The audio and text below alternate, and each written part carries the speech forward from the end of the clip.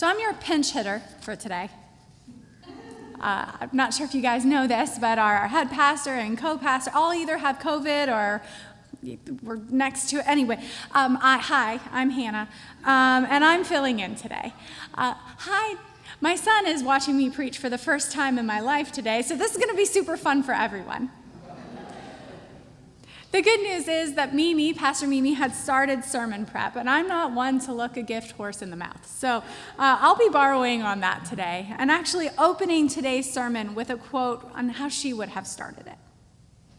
As we begin another year of transitions and a new beginning, it feels like a good time to talk about the stories, our stories as a church, the stories in the scripture that frame and shape who we see ourselves to be, and the personal stories that come together to make this community of faith. She has a good point. She's a smart lady.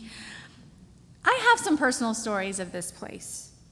There was the time, and a few people have mentioned it, where I was almost 9 months pregnant and was preaching barefoot in the pulpit. My feet were swollen. Steve was a very big baby, and I was being ordained at the time, and preaching barefoot in the pulpit was a new experience, I think, for everyone here. I'm just grateful everyone accepted it. There was the time where Sophie and Steve were running around in the parlor right before COVID shut us down. We didn't know then that it was about to happen. Or the time since where my son and Zeb have formed this incredible friendship. Or the friendships I've developed here, starting in the choir, becoming a deacon. We've really grown up here as a family. From in utero to in Spider-Man costume, we've really changed a lot. And a lot of you have stories about being here too. Some of you have been in this church for decades. The stories of this place and our relationship to it all change depending on our perspective. Murray's stories are going to be different than Sarah's. And it's cool because the Gospels are kind of like that too. And I'm stealing from Mimi's prep here again. Luke begins this story with a couple in the land of Judea in the days of the king of Herod receiving a message from an angel. It's historical, and it's a narrative, and frankly, it's comforting. Matthew backs up to the beginning. The story starts with the account of the ancestors. It's kind of abrupt, it's factual. Mark starts with John the Baptist and Jesus already headlong into ministry, and that is a sermon for a different day. John is different. He doesn't describe Jesus being born in some physical sense. He doesn't even describe the ancestry. Nope. John begins the story in the cosmological sense. In the beginning was the Word, and the Word was with God. John used an entirely different lens to craft the story. And the story he told was for those who needed depth. They needed to be reminded of the vastness of God. They were a small community struggling on the brink, and they needed inspiration. Where the other Gospels chose a physical space to start, John chose the vastness and the cosmological. John chose the eternal. I think back to those individual stories I was telling, or the stories you might tell of our church home, and the way we tell those stories and the lens we might use. Much like the gospel writers, if we were each asked to tell our own story of the church, we'd start in different places. We'd have different ideals, cover different topics.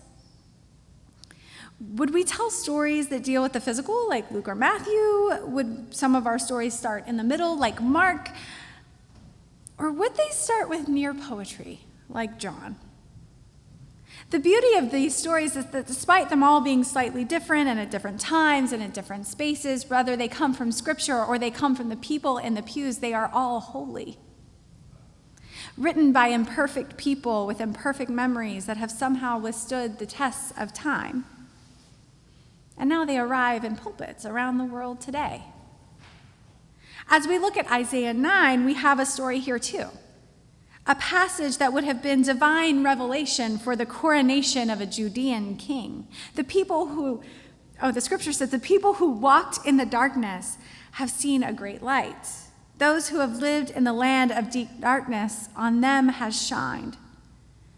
Here we have a different story. Different lens, same lens though. It's a moment of inspiration, a speech to prop up an oppressed group trying to return to the ideals of an old style of kingship. Just as John was writing for a group of burgeoning Christians who were on the brink of being crushed by their modern counterparts, so too the specific verses in Isaiah were to uplift the Jewish people who are now part of an Assyrian province. They were longing for the good old days, y'all. They were also on the brink. In both instances, the verses were written for specific communities at specific times who had specific needs for a specific community. When I tell the story of our church community, I tell the story of Mimi becoming pastor and our relationship with certain Baptists having to change because we did not doubt the leadership of women in these pulpits. When I tell the story of our church, I tell of us selling off the 1950s building in the back so that we could survive for a few more decades, knowing that the urban and landscape around us was changing, but we were meant to be here.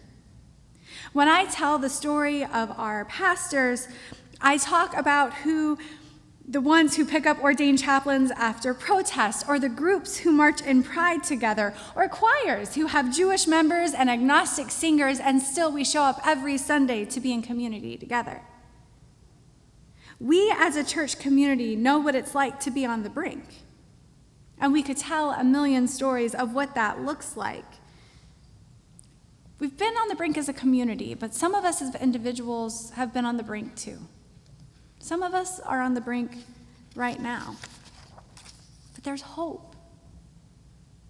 John says the light shines in the darkness. Isaiah says those who have walked in darkness will see a great light. God said, let there be light, and there was light, because when the word becomes flesh, even as a small little baby, we are reminded of what love can do when it grows. It weaves, it molds. Love often sacrifices. It's a reminder that we are all threads in a great tapestry, one that weaves a story of who we are as individuals, but also as a church and a community and a people. It's a history of what we have been, but it also tells the story of what we will be. I'm going to borrow from Mimi one last time, because we will be as a community is one thing, but we know who we are. She said the story of this church and this congregation came to be known as Druid Hills Baptist Church and had its beginning 100 years ago in the winter and spring of 1914 as a small group of committed people praying together about the possibility of starting a new church in the growing neighborhood of Druid Hills. The setting of our story includes a world going to war, the first shots of World War I, changing the international landscape. The local setting was of a city just beginning to expand in all its directions. In 1914, Emory College on Oxford, Georgia, moved to Atlanta to establish a new university. Change was in the air. I think of all the people who were part of that small committed group in 1914 and how they attended here and what they must have thought of a pregnant, tattooed woman preaching barefoot in the pulpit on a Sunday 100 years later. Yeah, that's about what I think. I wonder about the Jewish people who were struggling in a community back in Isaiah who longed for the good old days and what they would have thought of John talking in poetic terms of God and what God was going to be. It's why we read the First Testament and the scriptures in Isaiah and compare that to the scripture of the New Testament, like in John. Those from ancient times to the early Christian church compared to those in our own history today. They're layers upon layers.